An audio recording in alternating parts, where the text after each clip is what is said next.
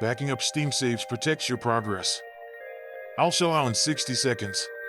Steam Cloud Sync saves to the cloud automatically when enabled.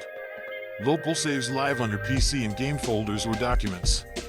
Some games don't use Steam Cloud. Local backups are essential.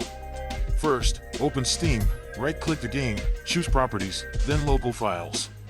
Open the game save folder. Common paths are shown on screen. Copy the save files you need. Select the save files or entire save folder, then press Copy or Ctrl-C.